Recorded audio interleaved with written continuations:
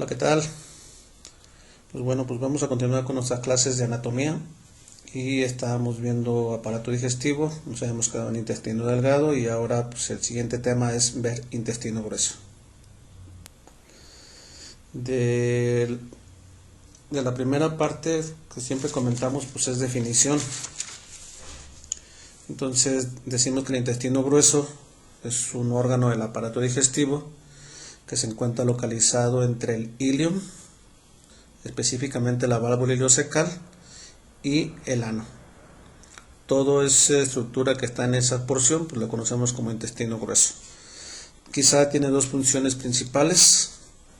Todavía absorbe líquidos que se nos hayan quedado del intestino delgado y la excreción de desechos de todo el intestino para convertir las heces que posteriormente saldrán a través del ano.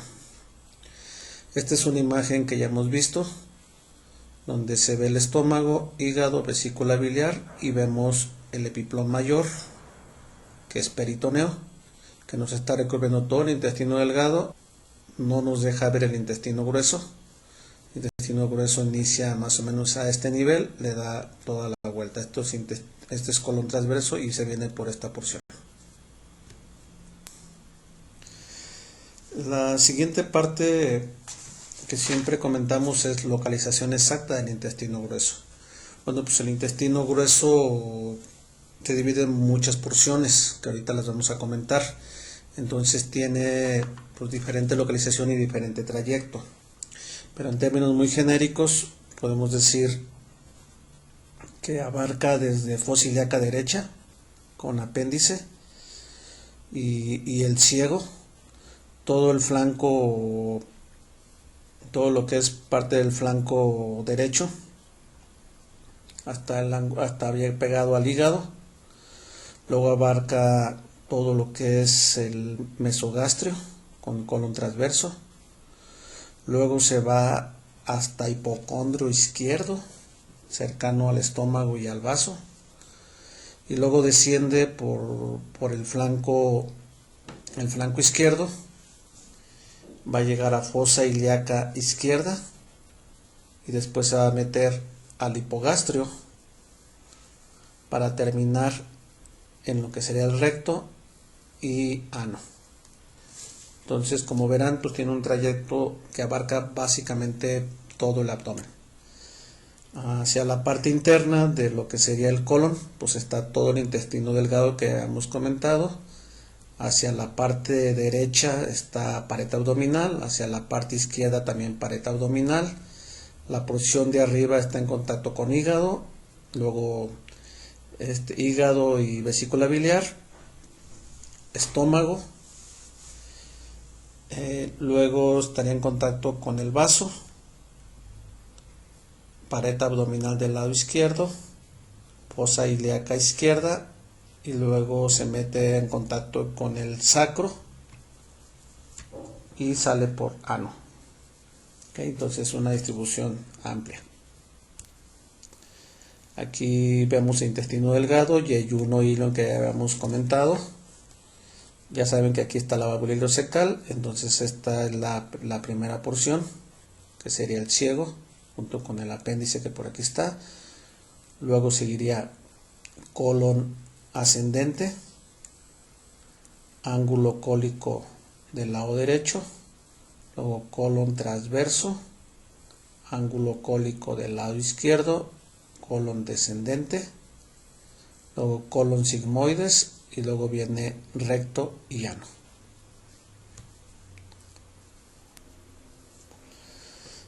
Esta diapositiva nos sirve para esquematizar la proyección sobre la pared abdominal posterior.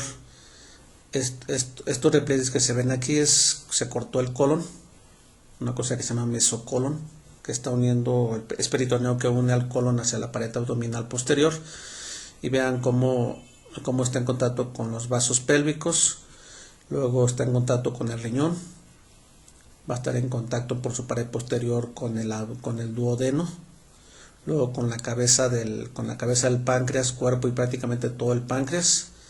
Luego va a estar en contacto de este lado con el vaso Luego entra en contacto con el riñón del lado izquierdo, desciende por pared abdominal posterior y posteriormente se mete a la pelvis para convertirse en colon sigmoides y llegar al recto y posteriormente al ano.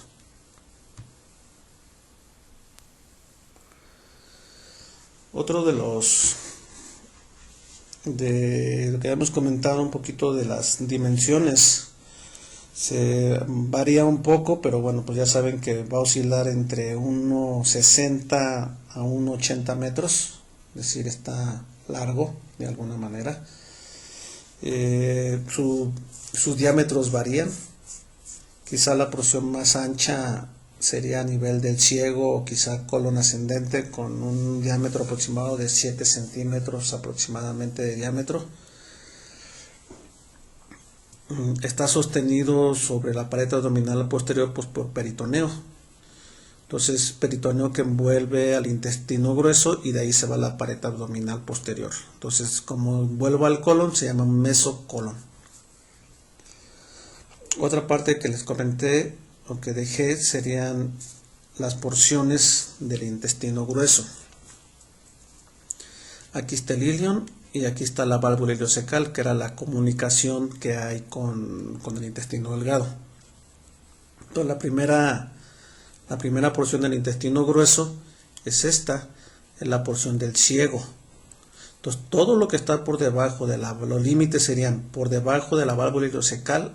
El intestino que está por debajo de la válvula ileocecal se conoce con el nombre de ciego. Del mismo ciego sale una prolongación. Hay un pequeño orificio que se comunica con una prolongación de intestino muy delgadito. Se llama apéndice vermiforme o apéndice cecal, en donde nos pega cuando se tapa nos da la famosa apendicitis. A partir de ahí, de la válvula ileocecal hacia arriba, corresponde a lo que sería el colon ascendente, que será toda esta porción que está aquí, todo el colon ascendente.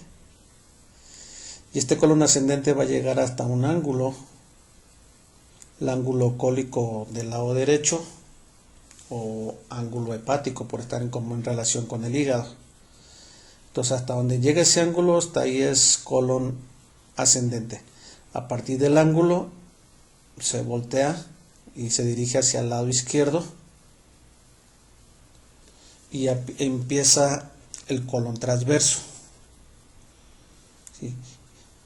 Y es colon transverso de ángulo hepático o ángulo cólico derecho a ángulo cólico izquierdo. Vean cómo el ángulo cólico izquierdo está un poco más elevado que el ángulo cólico derecho. ¿Sí? Y entonces todo ese trayecto corresponde, esos son los límites del colon transverso. A partir del ángulo cólico izquierdo o ángulo esplénico, por estar en contacto con el esplenio o con el vaso, inicia el colon descendente, que sería este que viene aquí.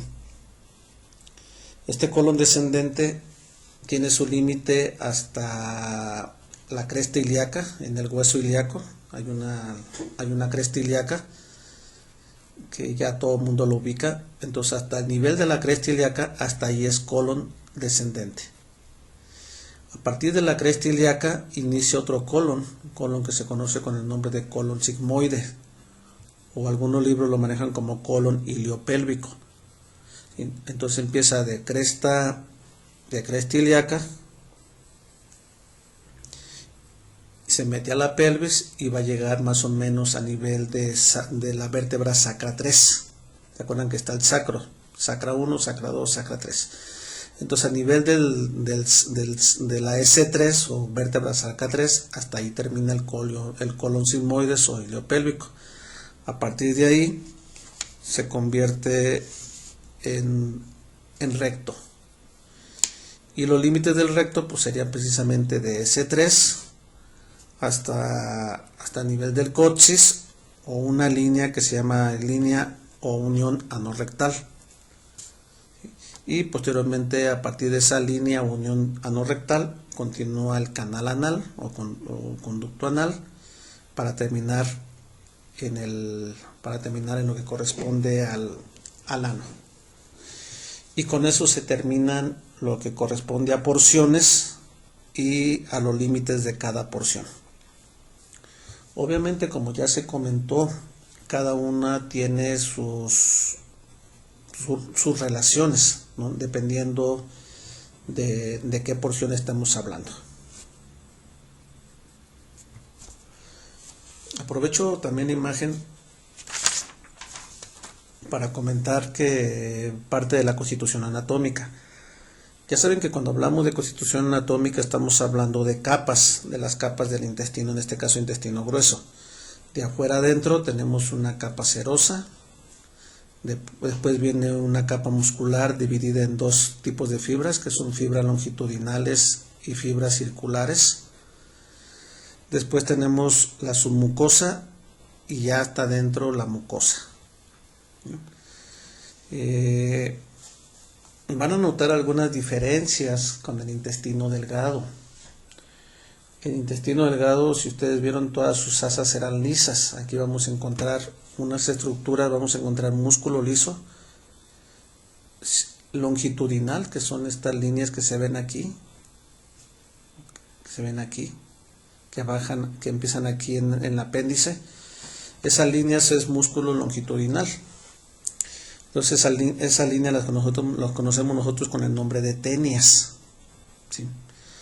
Que normalmente son 3 tenias, inician todas a nivel de aquí del apéndice y van siguiendo su trayecto a través de todo todo el intestino grueso y básicamente terminan a nivel del recto. Y en el recto no se observan esas tenias. Entonces la presencia de tenias es lo que nos hace diferente con relación al intestino delgado. Ahora, se está viendo también que tiene unos pliegues, tiene varios pliegues, se ven pliegues, se llaman pliegues semilunares.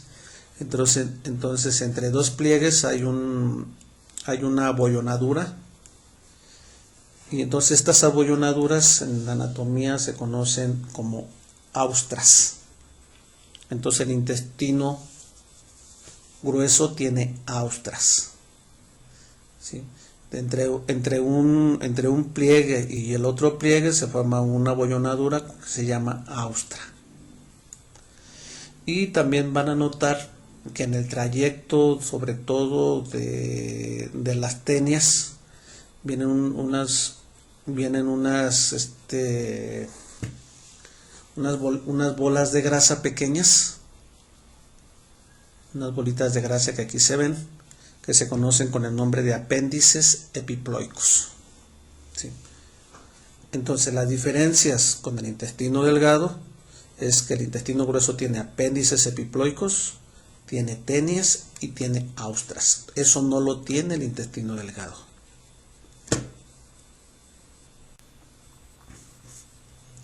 Aquí estamos viendo el ilion, vemos el ciego, y aquí lo que nos intentan esquematizar en esta imagen pues es que el ciego puede estar a distintos niveles junto con su apéndice. Entonces el apéndice normalmente está descendida, es decir, está oblicuo hacia abajo, pero puede estar transversa, puede estar hacia atrás, incluso puede estar hasta más arriba el ciego, de tal manera que no siempre es la apéndice clásica que duele fósil de acá derecha. A veces duele la zona del riñón o a veces duele el hígado, etcétera, dependiendo a qué nivel vayamos a encontrar la localización del ciego. Y estas son las tenias que les comento. Aquí inician a nivel del apéndice y estas son las tenias. Normalmente son 3. Las capas que hemos visto, una capa serosa, músculo longitudinal y músculo circular, una capa submucosa y adentro una capa mucosa.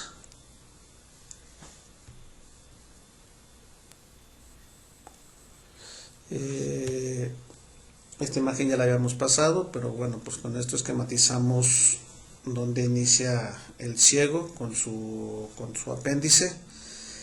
Ya habíamos visto las diferentes porciones, pero bueno, la coloco aquí nada más para comentarles que, por ejemplo, en la parte de atrás a este nivel está el riñón, luego a este nivel tenemos duodeno, luego a este nivel tenemos páncreas, acá ya tenemos el vaso, arriba está hígado y estómago, atrás está el riñón, y luego por aquí va a atravesar de ambos lados una estructura que se llama el uretero, que viene del riñón por donde baja la orina, y posteriormente pues entramos en contacto con el sacro, y en la parte anterior, dependiendo si es mujer o es hombre, pues bueno, si es mujer encontramos en contacto con el útero y vagina, y si es hombre entramos en contacto propiamente con vejiga y próstata.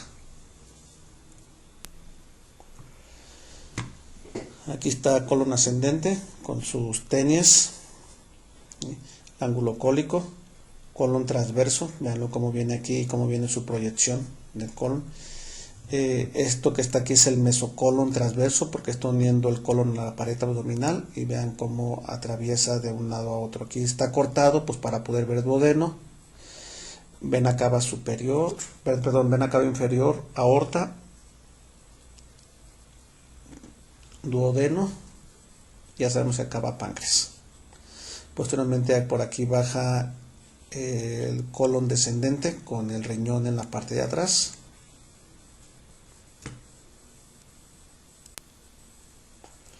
Aquí ya llegamos a nivel de, estamos viendo por la parte de arriba, ya estamos a nivel del colon sigmoides o iliopélvico, y llega, vean aquí las tenias, los apéndices epiploicos que hemos comentado, y luego aquí ya estamos a nivel de recto. En el caso de mujer esto es el útero, entonces entra en contacto con el útero y más abajo con vagina. Acá está el sacro.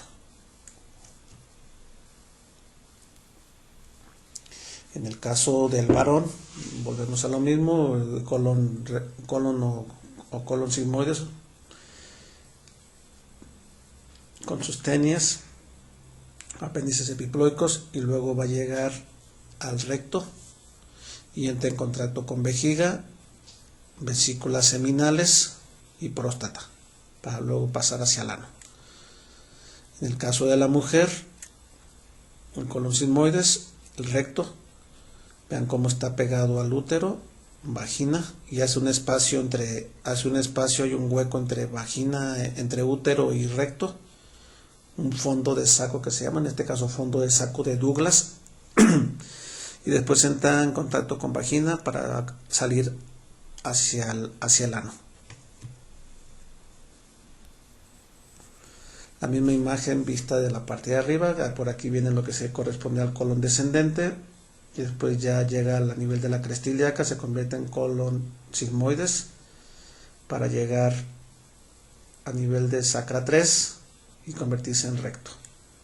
Acá está el apéndice, vean cómo se baja hacia la pelvis, y está el ciego y lo que correspondería al colon ascendente.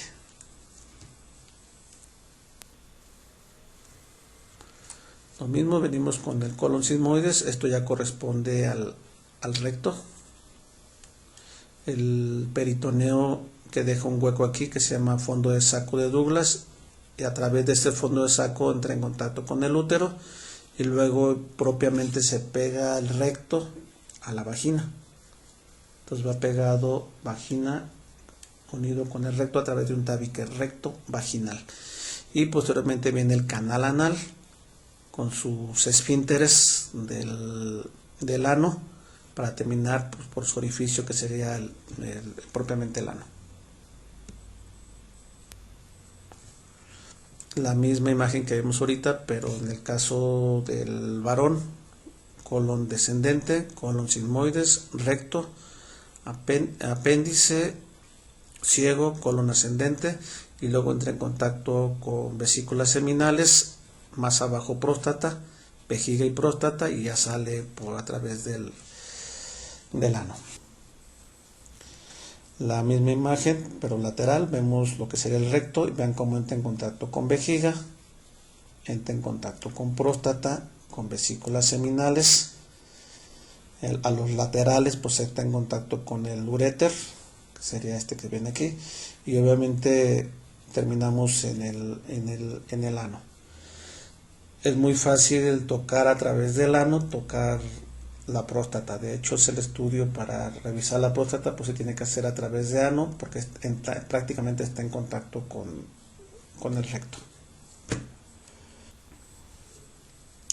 La misma imagen, pero en corte. Ya estamos aquí a nivel del recto. Vean, aquí están vesículas seminales. Esto que está aquí es la próstata, la vejiga, ¿sí? Y vean cómo está pegada básicamente la próstata junto al recto. Y acá están sus esfínter externo y interno del... Lo mismo venimos acá del colon sigmoides, vemos apéndices epiploicos, vemos las tenias y vemos que a nivel de cuando llegan a lo que sería propiamente el recto, pues ya desaparecen las tenias, está liso. Vemos las capas del recto que son las mismas, peritoneo, luego muscular, longitudinal circular, vemos mucosa, submucosa, ¿sí? Y va a terminar a nivel de un pliegue anorrectal para convertirse posteriormente en el canal anal y en el ano. El mismo colon sigmoides con sus tenias, aquí terminan. Vemos las diferentes capas, tanto longitudinales y circulares del recto, y algunas de las porciones del esfínter del recto, perdón, del esfínter del ano. El esfínter externo del ano tiene tres porciones, una porción profunda, superficial y subcutánea, entonces es un esfínter bastante importante. Vean la mucosa del colon sigmoides y luego la mucosa del recto, que ya es un poquito más lisa. Vean cómo el recto tiene varios pliegues en su interior. Estos pliegues se llaman válvulas de Houston, no tiene mayor importancia su nombre, pero bueno, quiero que vean cómo tiene varios pliegues. Y el recto va a terminar en esta línea que se ve aquí, que será la línea anorrectal. Y esta porción de aquí hasta acá sería lo que corresponde al canal anal propiamente dicho. Entonces ahí en el canal anal vamos a ver unas columnas de mucosa, se llaman columnas anales o de Morgagni, que son estas que están aquí, son estas columnas. Vamos a ver que tienes bastantes vasos, en este caso venosos, y normalmente tenemos dos esfínter, un esfínter interno del ano y un esfínter externo del ano, y hay un repliegue mucocutáneo, ¿sí? Aquí lo vemos un poquito con más detalle. Aquí veíamos los pliegues, los pliegues de Morgagni que habíamos comentado. Todo esto corresponde al esfínter interno del ano, y esta porción de acá afuera corresponde al esfínter externo del ano. Acá hay un músculo de la pelvis que es el músculo elevador del ano, pero propiamente el esfínter, aquí está la porción profunda, la porción superficial y la porción subcutánea del esfínter externo. Entonces, concluyendo, tiene dos esfínteres el ano, un esfínter interno y un esfínter externo. Las diferentes capas que hemos comentado de peritoneo, muscular, submucosa y mucosa, y esto lo único que nos ejemplifica es que tenemos nervios en el interior de las capas, ¿sí? Nervios en el interior de la muscular y nervios en el interior de la submucosa. Los habíamos comentado cuando vimos esófago, plexo mientérico o de Auerbach y plexo submucoso o de Meissner.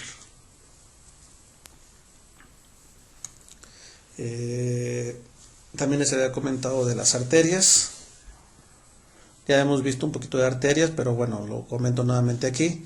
Ya saben que viene la arteria mesentérica superior, que sale directamente de la aorta, y la arteria mesentérica superior daba toda la irrigación al intestino delgado y nos da la mitad derecha del colon, la mitad derecha de todo el colon, lo que corresponde a apéndice, aciego, colon ascendente y la mitad del colon transverso.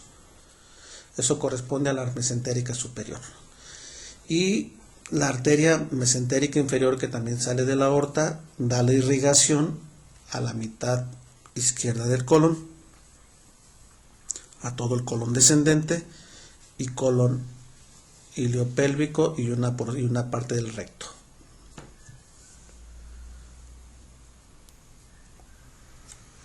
Aquí está el tronco celíaco, recuerden, luego está la mesentérica superior, aquí vienen algunas arterias que van directamente al colon ascendente, mesentérica inferior y va a la parte del colon izquierdo, específicamente colon descendente, iliopélvico y parte del recto. Aquí estamos viendo la imagen por la parte posterior. Aquí estamos viendo un poquito de lo que sería la arteria mesentérica inferior. Este es el colon iliopélvico o sigmoides, porque lo estamos viendo por la parte de atrás. Y vean cómo da ramos también a la porción del recto. Y se acuerdan que la aorta tenía una arteria sacra media, que también una de sus ramas terminales. Bueno, esa sacra media también va al sacro y también va al recto. Y luego venía la aorta, luego venía ilíaca primitiva, luego externa e interna, y bueno, la arteria ilíaca interna también da ramos al recto a través de la arteria rectal media y a través de la arteria pudenda van a dar ramos también al recto. Entonces el recto está muy irrigado. Viene mesentérica inferior, sacra media, arteria ilíaca interna a través de la arteria rectal media y arteria pudenda. Sus venas, ya hemos comentado también algo de venas, son la vena mesentérica superior, que lleva todo el lado derecho, incluyendo el intestino delgado, la vena mesentérica inferior, que lleva todo colon izquierdo, incluyendo tributarias de acá del recto llano, que van a desembocar a la mesentérica inferior, que junto con la esplénica van a formar la vena porta. Aquí un poquito más detalle, ven en la mesentérica inferior, viene circulación de aquí del recto, del conducto anal, y también venas que van a llegar a la vena ilíaca interna y posteriormente la vena cava inferior. ¿Qué importancia tiene esto? Ojo, cuando el hígado tiene alguna alteración, vamos a pensar que ya no pasa la sangre a través de la vena porta en la cirrosis, pues se empieza a quedar la sangre estancada.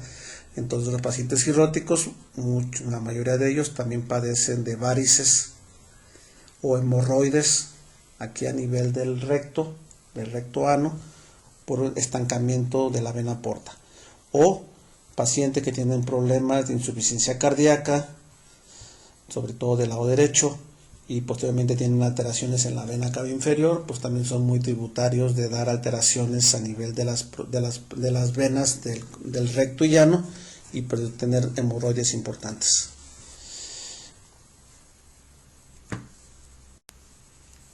Los linfáticos, que siempre hemos comentado de ellos, la linfa va a desembocar a los vasos linfáticos y de esos van a los ganglios linfáticos. Vean que están distribuidos en todo el trayecto de las arterias, y posteriormente se van a ir a los ganglios linfáticos que están sobre la aorta, y ya saben que esos van a ir al tórax y continuar su circulación que ya hemos comentado cuando vimos esófago. Los nervios, ya lo hemos comentado muchas veces, está la médula espinal, sale el nervio espinal se va a comunicar con la cadena ganglionar nerviosa que está a los lados de la columna. Después estos van a llegar al plexo celíaco, a los ganglios celíacos, y posteriormente van a pasar directamente al intestino. Vean los nervios, ya hemos visto el plexo celíaco, o el plecho solar junto con el ganglio mesentérico superior. Aquí ya se juntaban tanto los nervios simpáticos y parasimpáticos a través del nervio vago, y a partir de ahí se van a ir siguiendo la circulación de las arterias para llegar a todo el intestino, ¿sí? Todo el intestino grueso. En la porción ya del colon sigmoides y recto viene otro plecho, un plecho que se llama plecho hipogástrico. Plecho hipogástrico superior, que está a este nivel, da dos nervios hipogástricos, y luego hay otro plecho hipogástrico inferior. Entonces, entre el plecho hipogástrico superior y el plecho hipogástrico inferior da la inervación tanto al colon sigmoides como al recto. Vean esta imagen lateral, volvemos a ver el plecho celíaco o solar, la cadena ganglionar simpática, el plecho hipogástrico superior que les había comentado, el plecho hipogástrico inferior, y todavía hay un plecho más abajo, un plecho rectal para directamente. Entonces vean cómo el recto tiene mucha inervación. Lo mismo, algunos libros los esquematizan amarillo los nervios, otros los esquematizan blancos. Yo creo que son más blancos que amarillo. Aquí otra vez está el plecho celíaco, los diferentes ganglios y los nervios que se van distribuyendo, tanto la cadena simpática que va a distribuirse a todo el intestino. Bueno, pues con eso terminamos lo que corresponde a aparato digestivo, en este caso a colon. Aquí estas imágenes son imágenes que ustedes conocen, es el acueducto de Morelia. ¿Sí? Por la parte de acá atrás está su facultad.